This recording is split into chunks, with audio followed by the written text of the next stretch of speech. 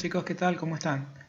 En vista de que este tema es complicadito y que por ahí, por cuestiones de conectividad o por algún otro problema, no todos los chicos o no todos los compañeros de ustedes pueden estar presentes en la videoclase, he decidido grabar esta clase para que, bueno, quede el contenido accesible para todos. Vamos a entender primero una cosa.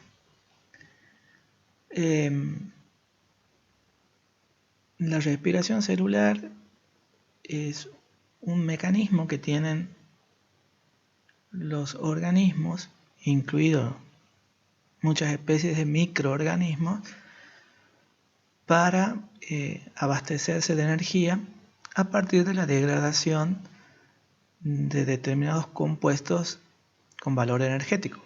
Por ejemplo, los hidratos de carbono, los lípidos y las proteínas, por ejemplo. Vemos además aquí que en las rutas metabólicas esquematizadas, en esta figura, los compuestos arrancan a nivel de macromoléculas, fíjense, proteínas, polisacáridos, lípidos, y en una primera etapa van a ser degradados a compuestos más sencillos.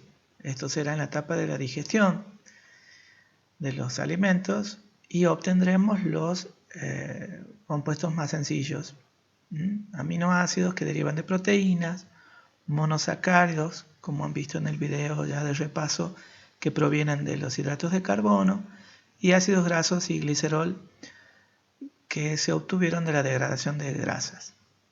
Bien, ahora, estos compuestos, como están viendo ustedes en pantalla, van a ser transformados a nivel celular en algo más sencillo todavía, como por ejemplo el piruvato o ácido pirúvico. Eso va a ser degradado, va a ser una molécula sencilla.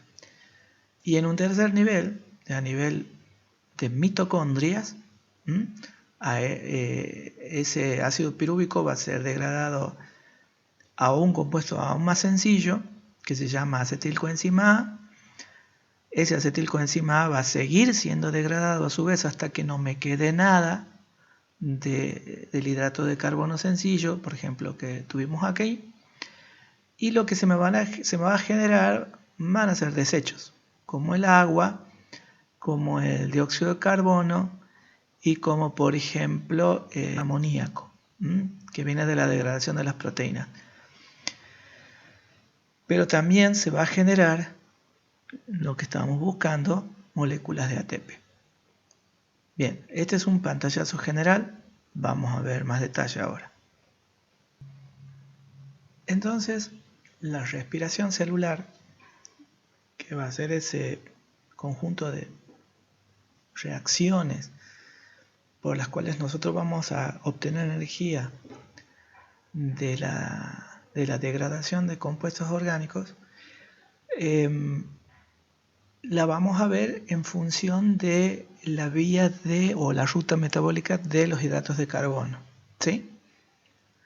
Entonces, aquí hay que hacer una primera aclaración, y muy importante. La respiración celular puede darse en dos contextos. Uno, que haya oxígeno presente y que el organismo trabaje en condiciones aerobias. Y otro caso puede ser en que el organismo, por ejemplo las levaduras, por ejemplo muchas especies bacterianas, por ejemplo nuestras células musculares, llegado el caso, que trabajen en ausencia de oxígeno o en condiciones anaerobias. Entonces, la respiración puede ser aeróbica o puede ser anaeróbica. Si tanto fuese aeróbica como anaeróbica, va a haber un primer paso denominado glucólisis o destrucción de la glucosa que va a darse en común tanto si hay oxígeno presente y el organismo lo necesita, o si no hay oxígeno presente y el microorganismo está adaptado a esa ausencia de oxígeno. Entonces, en ambos casos va a ocurrir la glucólisis. Lo que suceda después va a depender del organismo, pero la glucólisis es un paso común tanto en condiciones aerobias y en condiciones anaerobias. ¿Se ha entendido? Entonces, para dar un poco de mayor claridad a lo que estamos diciendo, en este esquema no le demos tanta importancia a los textos, sino al dibujo de fondo. ¿Qué nos quiere decir? Si la respiración celular aeróbica, que es el camino que nosotros vamos a desarrollar a partir de ahora, necesita de 3 momentos. El primero es la glucólisis y que va a ocurrir a nivel del citoplasma de las células. Y donde, reitero, esta glucólisis va a ser necesaria tanto para los organismos aeróbicos como para los anaeróbicos. Ahora, si seguimos en la vía aeróbica, en presencia de oxígeno, el resultado de la glucólisis, que es el piruvato de la degradación de la glucosa, ese piruvato va a ingresar a la mitocondria y va a seguir siendo degradado en un proceso denominado ciclo de Krebs, que va a ocurrir en la matriz de la mitocondria, y luego vamos a continuar el proceso a nivel de la membrana interna de la mitocondria, en esta etapa que se llama cadena transportadora de electrones y fosforilación oxidativa. No se preocupen, a su debido tiempo vamos a ver paso por paso. Vamos a continuar entonces. La glucólisis es una cascada de reacciones químicas, una sucesión de reacciones químicas en la cual una reacción requiere de otra previa. Y esa a su vez va a estimular a la siguiente reacción y así sucesivamente hasta llegar al final del proceso. Tal como las fichas de un dominó, cuando nosotros armamos figuras, una primera ficha que cae empuja a la segunda, esa a la tercera y así sucesivamente hasta que se acaban las fichas. Es exactamente lo mismo en el caso de las reacciones químicas metabólicas. Pero quiero que observemos un detalle. Para que la primera ficha caiga, normalmente la primera ficha no cae sola, sino que recibe un impulso de alguien, de algo, para que al caer esa empuje a las demás y arranque la caída de todas las fichas. Bueno, de la misma manera, la glucólisis, el primer paso de la glucólisis va a requerir de energía que no la va a aportar un dedo, sino la va a aportar una molécula que ya hemos visto en el repaso, que es la molécula de ATP. Y también va a estar mediada por una enzima que hemos visto en el repaso, que es el tipo de enzimas que moviliza los grupos fosfatos. Estamos hablando de las quinasas. ¿Sí? Bueno, vamos a comenzar. Primero, ese es el desarrollo de la molécula de glucosa. Como ven, es una hexosa porque tiene 6 átomos de carbono, tal como vimos en el repaso del video anterior, y tiene como camiseta química, ¿se acuerdan? Grupo funcional. El grupo funcional está aquí, que sería un aldehído. Por lo tanto, esta molécula de glucosa va a sufrir una serie de cambios que lo vamos a ir viendo a medida que vayamos avanzando en los pasos.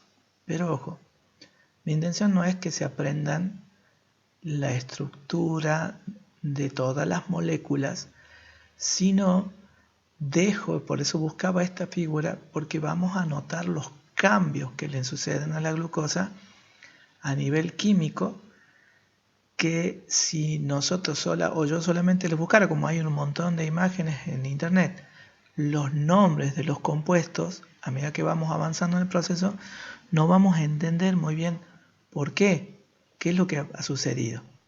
Entonces, no quiero que se aprendan de memoria, tampoco lo van a hacer me parece, la estructura química de todas las moléculas, quizás sí de la glucosa, que es la más importante, pero a partir de aquí vamos a ver qué cambios hay, qué cambios sufre y por qué lo sufre.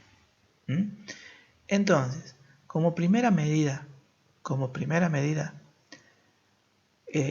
si nosotros recordamos la imagen de las fichas de dominó, esta es la primera pieza, la glucosa. Esta primera ficha necesita recibir un impulso para que pueda desestabilizarse, caer y comenzar a impulsar la caída de las demás fichas, es decir, el desarrollo del proceso. Bien, entonces, ¿cómo vamos a hacer caer esta primera ficha o cómo vamos a movilizar a esta glucosa?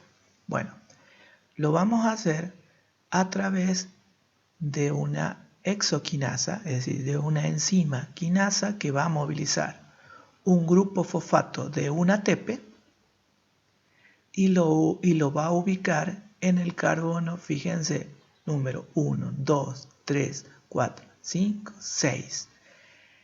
En ese último carbono, el número 6, lo que va a hacer esta molécula, esta enzima, es incorporar un grupo fosfato reemplazando aquí esta parte de la molécula. Entonces, la molécula de glucosa ya no es glucosa solamente, sino es que tiene un grupo fosfato. ¿Y dónde lo tiene? En el carbono 6. Por lo tanto, va a pasar a llamarse glucosa 6-fosfato. Y esta parte me está indicando que tengo el grupo fosfato. Ahora, esa glucosa 6-fosfato que estamos viendo aquí, al haber recibido justamente el grupo fosfato, se ha desestabilizado un poco. Y todas las moléculas tienden a buscar un equilibrio en su organización, a la hora de ocupar el espacio. Entonces, este fosfato le está haciendo un poco de ruido. Entonces va a buscar reacomodarse, reorganizarse para ser más estable, incluyéndolo al fosfato. Por lo tanto, pasa, fíjense, de tener un grupo aldehído a tener un grupo cetona. Es decir, se ha isomerizado. ¿Por qué? Porque esta molécula tiene la misma cantidad de átomos de carbono, de hidrógeno, de oxígeno y fosfato que esta. Pero la diferencia radica en el grupo funcional, la camiseta química. Va a empezar a usar la alternativa, como decíamos en el repaso anterior. Por lo tanto, esto ya no es más glucosa, porque la glucosa tiene aldehído. Entonces, ¿qué va a hacer? Va a ser una fructosa, un isómero de la glucosa, y también va a seguir manteniendo el grupo fosfato en el carbono 6. Por eso se llama, en vez de ser glucosa 6-fosfato, pasa a ser una fructosa 6-fosfato, en ese afán de buscar una mayor estabilidad. ¿Y quién va a estimular esta transformación? Una enzima, una isomerasa. ¿Sí? Bueno, para continuar, si nosotros nos remitimos a la imagen de las fichas de dominó, esa primera ficha todavía no ha caído, pero está tambaleante. ¿Qué necesita? El último impulso para que pueda desencadenar el proceso. Y eso lo va a lograr o lo va a hacer cuando reciba un nuevo grupo fosfato. Por lo tanto, va a haber otra quinasa diferente a esta, otra quinasa, recuerden que son específicas, que esta quinasa esta enzima va a movilizar un grupo fosfato de un ATP y lo va a dejar ¿a dónde? En el carbono número 1 de la fructosa. Entonces la fructosa va a pasar a llamarse fructosa 1,6-difosfato o bifosfato. Esta molécula, recuerden que aquí al comienzo a la glucosa, cuando le habíamos añadido un fosfato, se desestabilizó y buscó la estabilidad reorganizándose. Bueno, aquí va a pasar lo mismo. La desestabilizamos tanto a la molécula de fructosa que finalmente comenzamos a ver algo que estábamos buscando, que es degradar la glucosa. Entonces fíjense que la molécula de glucosa va a romperse, la molécula de fructosa, perdón, va a romperse en dos moléculas, que ya vamos a hablar de ellas, ¿sí? En dos moléculas más simples, más sencillas, por medio de otra enzima diferente que se llama aldolasa. Y es aquí donde ya cayó nuestra primera ficha. Le hemos dado la energía suficiente para que la primera ficha caiga sobre la segunda y empiece todo el proceso. O sea, ya el proceso empezó, se desencadenan las siguientes reacciones. Continuamos, chicos. Como les contaba, la fructosa se rompe en dos moléculas más pequeñas de 3 átomos de carbono cada una. Y no sé si habrán notado que la glucólisis, decíamos al comienzo que es un mecanismo que va a proveer de energía. Resulta que hasta el momento estoy consumiendo energía, no la estoy generando. Bueno, vamos a ver qué sucede. Los dos compuestos que se forman, uno se llama dihidroxicetona fosfato y el otro se llama gliceraldehído fosfato. Los dos entre sí son isómeros, tienen la misma cantidad de átomos de carbono, de hidrógeno, de oxígeno y un fosfato cada uno. El que estaba en la posición 1 ahora está en la posición 3 de esta dihidroxicetona fosfato, pero ahora seguimos teniendo, mejor dicho, un grupo funcional cetona. Pero la otra molécula, la otra parte de la molécula, se reorganizó y ahora tiene un grupo funcional aldehído. Por esto eso se llama gliceraldehído 3-fosfato, porque es un glicerol en realidad porque tiene tres carbonos, pero con una función aldehído y un grupo fosfato en el carbono 3. Como se darán cuenta, las dos moléculas estas son isómeros. Ahora bien, para que la reacción continúe, para que las fichas de ese dominó sigan cayendo, yo necesito esta configuración de la molécula. Necesito gliceraldehído 3-fosfato, no necesito dihidroxicetona. Por lo tanto, lo que va a suceder es que esta dihidroxicetona va a ser isomerizada, obviamente por una enzima específica, por una isomerasa, va a ser reconvertida en gliceraldehído 3-fosfato. Por lo tanto, y ténganlo muy en cuenta, a partir de ahora nosotros vamos a contar todo lo que pase, todas las reacciones que sigan por 2.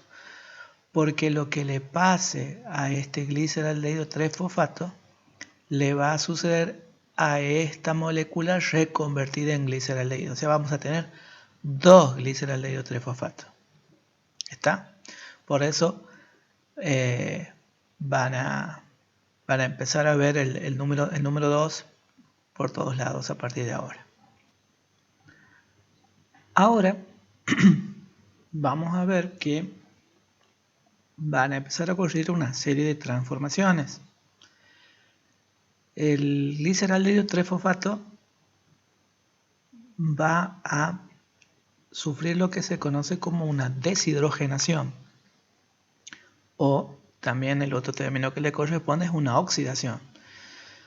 ¿Por qué? Porque va a perder hidrógeno. Va a perder este hidrógeno. Fíjense aquí que en el siguiente compuesto no lo tengo.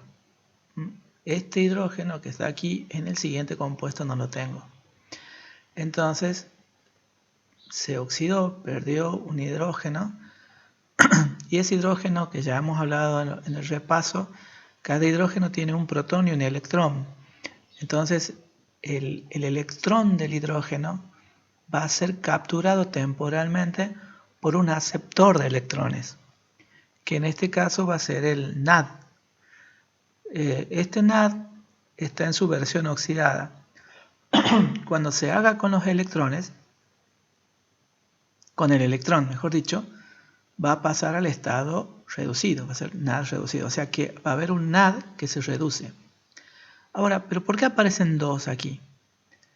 Porque decíamos que lo que le pase a este gliceraldehído le pasa a la dihidroxicetona que se reconvirtió en gliceraldehído. Por lo tanto, son dos fosfogliceraldehídos, cada uno pierde un electrón de hidrógeno, o sea, se oxida, hay dos electrones de hidrógeno que van a tener que ser capturados por dos NAD, que se van a reducir.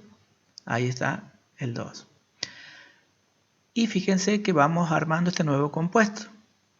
Pero ¿qué sucede?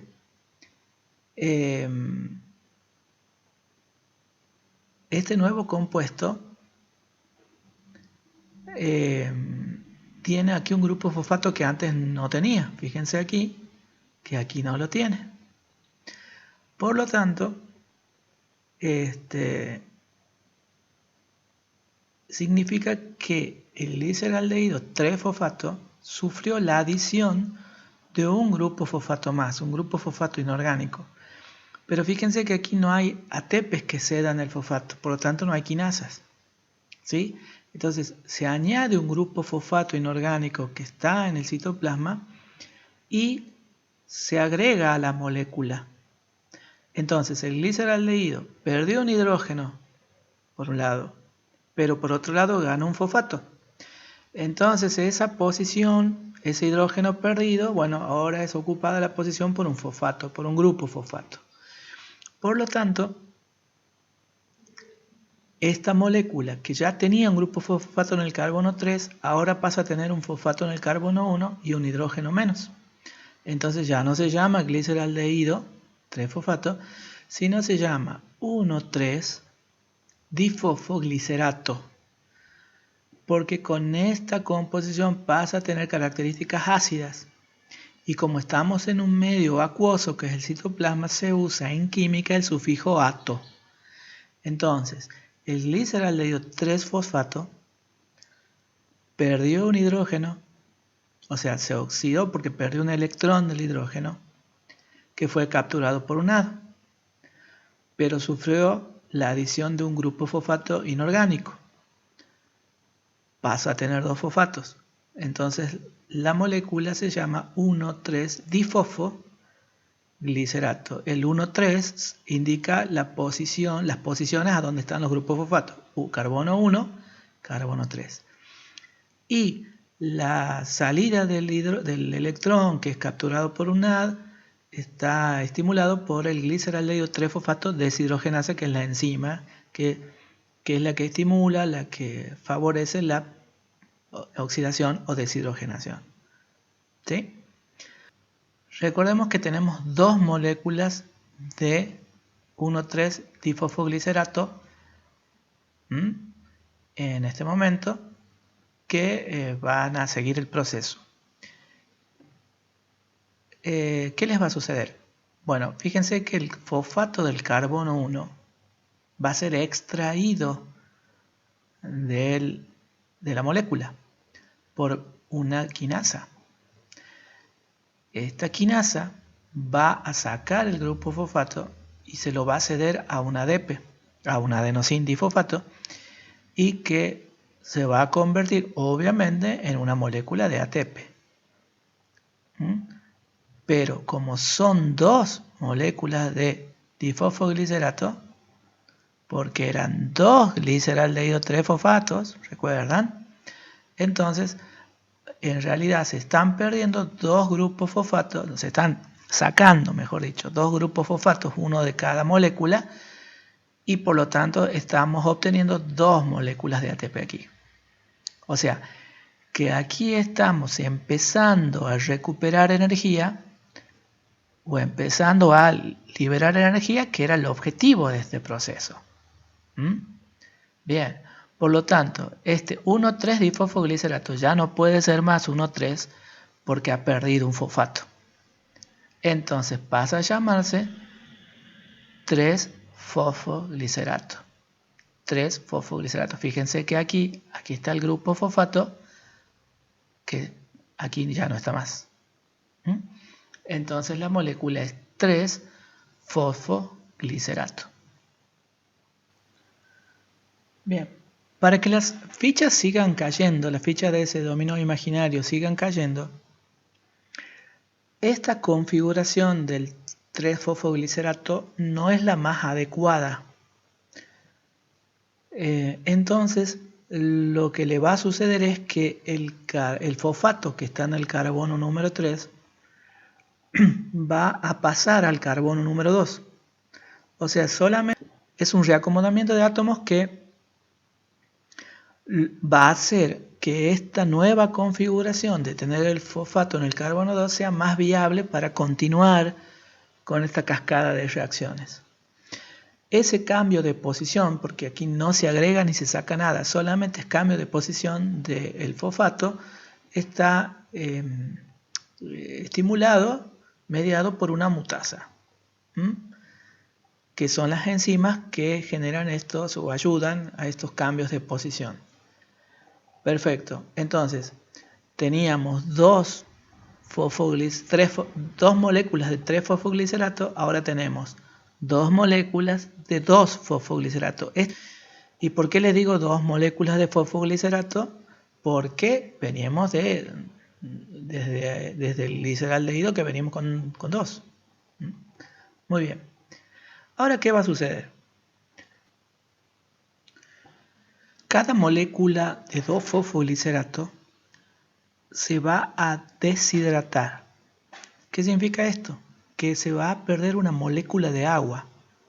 Fijémonos un segundo, por eso la importancia de las fórmulas desarrolladas para ver los cambios. Fíjense este grupo oxidrilo, que está en el carbono 3, en la siguiente molécula no la tengo más. ¿Ven? Que no está el grupo oxidrilo. Tampoco está este hidrógeno. De este lado no lo tengo. Significa que este oxidrilo con este hidrógeno forman una molécula de agua. Es dos hidrógenos, un oxígeno, H2O. Esta molécula de agua se escinde, sale del fosfoglicerato gracias a la acción de una enzima denominada enolasa. ¿Sí? Por lo tanto, ya al perder esta molécula de agua aquí, ya no tengo más glicerato, sino lo que tengo es un fosfoenol piruvato. Fosfoenol piruvato. Casi estoy llegando al final del proceso. Entonces, recuerden que estoy teniendo dos moléculas de fosfoenol piruvato. Ahora, finalmente, pasamos a la última reacción. Si ustedes ven en la diferencia del nombre nomás, esto se llama fosfoenol piruvato y esto se llama piruvato. O sea, ¿qué ha perdido en el camino esta molécula? Claro, ha perdido el grupo fosfato. Ese grupo fosfato, por medio de una quinasa, la piruvato quinasa, va a salir del fosfoenol piruvato y va a ser aceptado por una molécula de ADP que se convierte en ATP. Por lo tanto, esta molécula, al perder la parte de fosfato, ya no se va a llamar más así, se va a llamar piruvato. piruvato. ¿Y por qué hay 2 ATPs? Porque recuerden que son 2 fosfoenolpiruvatos que perdieron cada uno su grupo fosfato y cada grupo fosfato es aceptado por un ADP que se convierte en ATP. Por lo tanto, el resultado final, aquí voy a tener 2 piruvatos.